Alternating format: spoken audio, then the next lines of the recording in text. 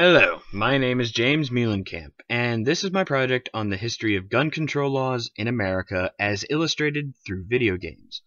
Clips will be played to highlight certain points as we go along, but since video games rarely have anything to do with litigation, the time I spend describing the laws themselves will be represented on screen by me playing Saints Row 3 and punching people in the dick.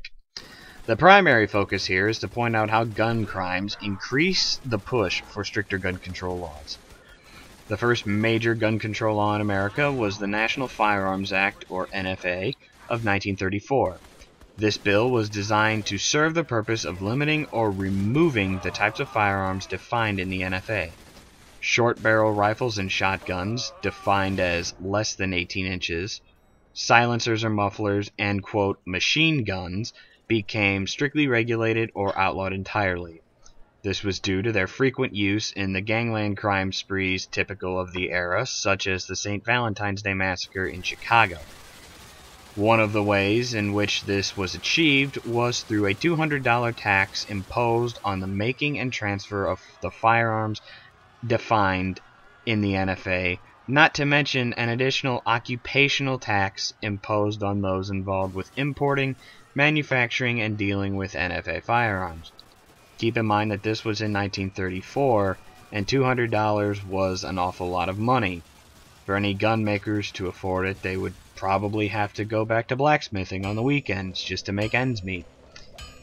Anyway, the next major gun control law passed was the Gun Control Act, or GCA, of 1968. The focus of the GCA was in regards to the interstate transfer of firearms, or in layman's terms, mailing a gun. This was made illegal unless the transfer was between two licensed retailers. The bill was first proposed in 1963, shortly after the assassination of President John F. Kennedy. This is because the rifle used to kill JFK was purchased by Lee Harvey Oswald through a mail order ad in an NRA magazine. And Lee Harvey Oswald, as I'm sure you know, is the guy that blew JFK's head off. And before any of you liberals get your panties all bundled up over the NRA, it's worth noting that the NRA actually supported and even lobbied for this bill. The then executive vice president of the NRA, Franklin Orth, had this to say, quote, "We do not think that any sane American who calls himself an American can object to placing into this bill the instrument which killed the President of the United States." End quote. Then, in 1993, one of the most extensive gun control laws ever passed was signed into law. This law is known as the Brady Handgun Violence Prevention Act. This law required that the Attorney General establish a system of background checks on anyone attempting to buy a firearm. This check, entitled the National Instant Criminal Background Check System, or NICS, went into effect on November 30th, 1998. This law was named after White House Press Secretary James Brady, who was shot and permanently disabled during the assassination attempt on Ronald Reagan. Brady barely survived, and he became an ardent supporter of gun control. The NICS background checks are presumably a result of the nature of Reagan's would-be assassin, John Hickenley Jr., who was found not guilty on grounds of insanity, which he most definitely is insane. His motivation for trying to kill Ronald Reagan was so that he could impress Jodie Foster.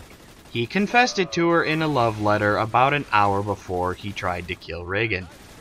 Now, had a background checking system been in place, the NICS probably would have discovered that Hickenley had a history of mental problems, and most significantly, they would have known that in 1980, he was arrested at an airport where handguns were discovered in his suitcase.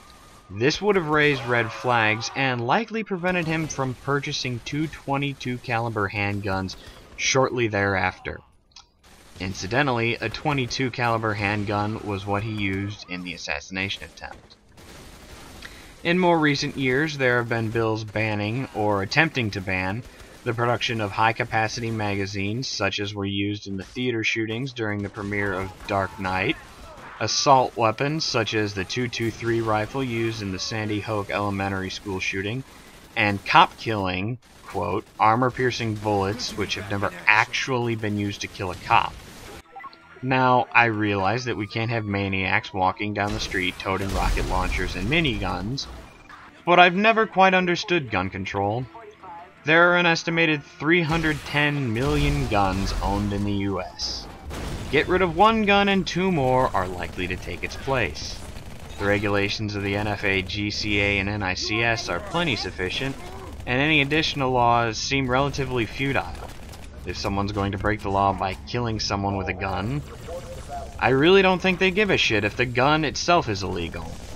And asking the bad guys to put down their guns won't really work, because if you've got a gun pointed at your head and that guy wants to kill you, asking him nicely not to won't work. You're gonna wish you had a gun too. And if you don't, you might end up like these poor bastards.